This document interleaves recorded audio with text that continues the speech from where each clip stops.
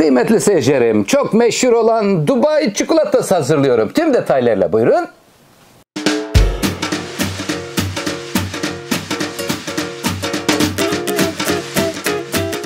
Kıymetli seyircilerim, sizler için efendim Dubai çikolatası hazırlıyorum. Çok meşhur. Herkes çok seviyor. Çıtır çıtır kırıyorlar. İnşallah biz de sizler için en güzel şekilde hazırlayacağım. Malzemelerde neler var hemen paylaşayım. Burada 200 gram yeşil fıstık ezmesi yani kreması var. 5 yemek kaşığı burada tel kadayıfımız, 3 yemek kaşığı Antep fıstığı, 200 gram çikolata, 4 yemek kaşığı tahin, 1 yemek kaşığı tereyağımız var. Burada da şöyle birazcık zemini renklendirmek için beyaz fil dişi çikolatamız var. Lütfen video sonuna kadar takip edin. Detaylar çünkü önemli. Elimden geldiğince inşallah sizlere en güzel şekilde 200 gramlık sütlü çikolatamız var burada. Efendim hemen çikolatayı kırıyorum ve benmari usulüyle eritiyoruz. Canım gelir misin? Evet geliyor. Önce çikolatayı şöyle bir kase içerisine kırıp eritiyoruz efendim. Bismillahirrahmanirrahim.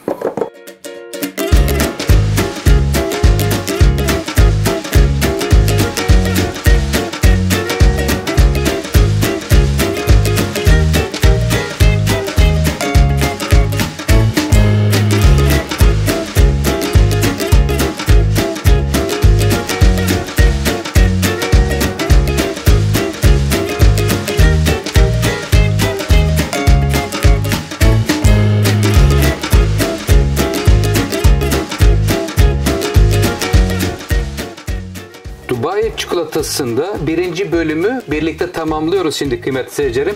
Benmari usulüyle sütlü çikolatayı erittim. Gayet güzel eridi, akışkan hale geldi. Şimdi burada fil dişi çikolatayla biraz kırmızı gıda boyasını karıştırdım. Hemen şöyle orada üzerindeyken damlatırsanız birazcık sıvı yağla çok kolay bir şekilde böyle zemine atıyorsunuz. 3-4 dakika dondurucuda kalsın, sertleşsin, tamamdır. Şimdi burası böyle akışkanlığı tamam. Şimdi buraya sevgiyle ver bakalım aşçım. Şöyle bir çikolatayı veriyoruz kıymetli seyircilerim. Biraz şimdi şuradan birazı kalsın içerisinde. Buradan bir akıtacağız içinde. Daha önce Instagram'da ve Facebook'ta da paylaştım. Orada seyircilerimiz şey demişler bana. Oktay Usta damperleme yapmadın. Allah Allah dedim. Bu ne demek ki dedim. Sonra düşündüm, damperleme demek bu demekmiş kıymetli seyircilerim. Böyle içinde gezdiriyorsunuz. Kenarlarına doğru çikolatalar yapışıyor. Buna damperleme demekmiş. Bak böyle akınca damperleme yapmak demekmiş. Evet efendim. Çikolatayı böyle her yerine gezdiriyoruz kıymetli seyircilerim. Fazlasını buradan hemen kenarlara açtım şöyle. Mutlaka kenarlarına yapıştıralım ama böyle spatula yardımıyla kenarlara doğru çikolata gönderiyoruz. Bak kenarlara yapıştı. Yapıştınız mı canım? Kenarlarda da bir çerçevesi olsun. Olduktan sonra şimdiki bölümü de hemen şimdi paylaşıyorum. Çok kolay aslında.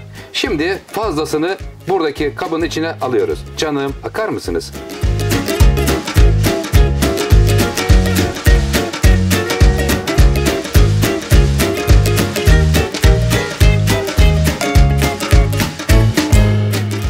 Kıymetli seyircilerim, çikolatayla kapladıktan sonra dondurucuya koydum. Ne kadar kaldı Oktay Usta derseniz bizim fıstıkları kavuruncaya kadar, özür dilerim kadayıfı kavuruncaya kadar tereyağında 5 yemek kaşığı efendim tel kadayıfını 1 yemek kaşığı tereyağı ile birlikte güzelce kavurdum ama kaşıklarınız dolu dolu olsun. Daha fazla kadayıfı seviyorsanız daha fazla kadayıf da koyabilirsiniz. Hemen şimdi buradan tavasından ayrı bir yere alıyorum.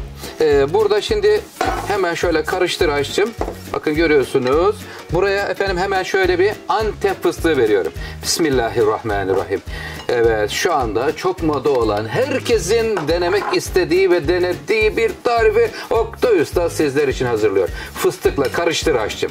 Karıştırdım. Şimdi buraya efendim 200 gram fıstık ezmesi ya da fıstık kreması, 2 tane ismi de var efendim. Kıvamı böyle bakın. Görüyor musunuz?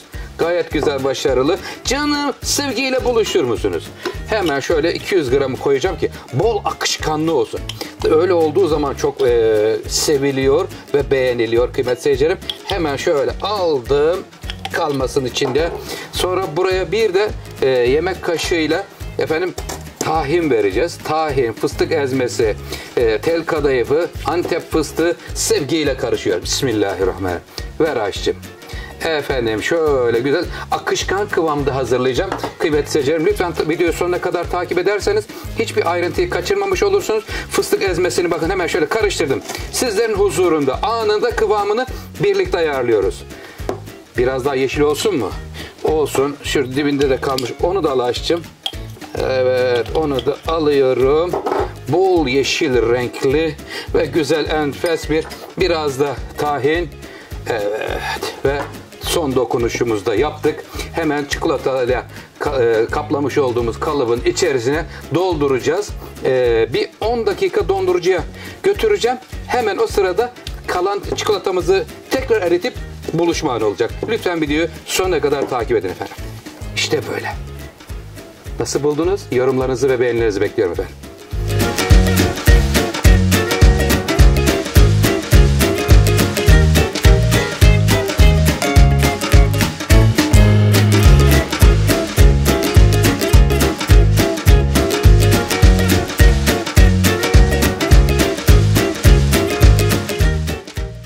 Kıymetli seyircilerim, sona gelmiş bulunuyoruz. Rabbimize hamdü senalar olsun. Ne güzel nimetler veriyor. Ey güzel Rabbim, sana hamdü senalar olsun. Şimdi böyle eritmiş olduğumuz çikolatayı bir fıstığını koyduktan sonra 5 dakika dondurucuya aldım. Biraz kıvamını sertleştirdim ve eritilmiş çikolatayla buluşturduktan sonra şimdi üzerinden bir de spatula ile geçiyoruz ki burası tamamen üst bölümü artık kapatma oluyor. 15 dakika kapatmayı yaptıktan sonra dondurucuya kaldırıyorum. 45 dakikada normal dolaba alalım ki bütünleşsin. Kıymetli seyircilerim, tüm detaylarıyla inşallah sizlerle paylaşmaya çalıştım. Dubai çikolatasının inşallah faydalı olmuşumdur. Ben de heyecanla bekliyorum bakalım.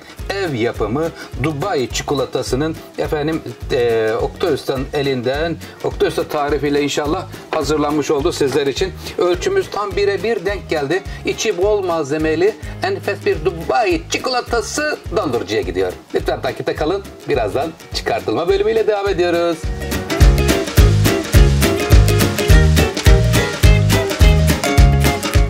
Evet, Dubai çikolatamızı dondurucudan normal dolaba aldık. 45 dakikada normal dolapta bekledi. Önce şöyle kenarlarını esnetelim. Şu şekilde her tarafından esnettikten sonra, doğru. Şimdi doğrusu oldu. Kıymetli seyircilerim, hemen tabağı ters çeviriyorum. Şimdi kalıbından ayrılma zamanı geldi. Heyecanlı bir andayız. Hadi bakalım. Bismillahirrahmanirrahim.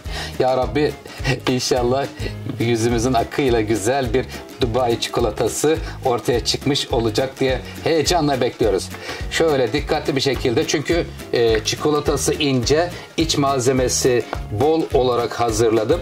Daha önce Facebook ve Instagram sayfamda da sizlerle paylaştım. Onu 300 gram çikolatayla hazırlamıştım. Bugünkünü de 200 gram çikolatayla hazırladım. Bu defa iç dolgusu daha fazla. Çikolatası bir öncekine göre 100 gram daha az. Evet.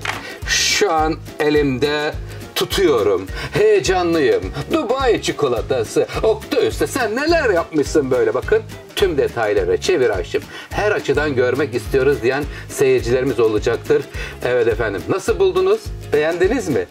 Yorumlarınızı ve beğenilerinizi bekliyorum ama sizler diyeceksiniz ki Oktay Usta, içinin akışkanlığını görmedik. Onu da göreceğiz. Sizleri çok seviyorum. Sofralarınız bereketli olsun. Sağlıklı, mutlu, huzurlu günler diliyorum efendim. Ağzınızın tadı hiç bozulmasın. Oktay Usta'dan tarifler gelmeye devam edecek. Dubai çikolatası. Dubai çikolatamızı kırayım mı? İster misiniz? Hadi bakalım Oktay Usta. Bismillahirrahmanirrahim. Geliyor. Ay maşallah, şu güzelliğe bakın.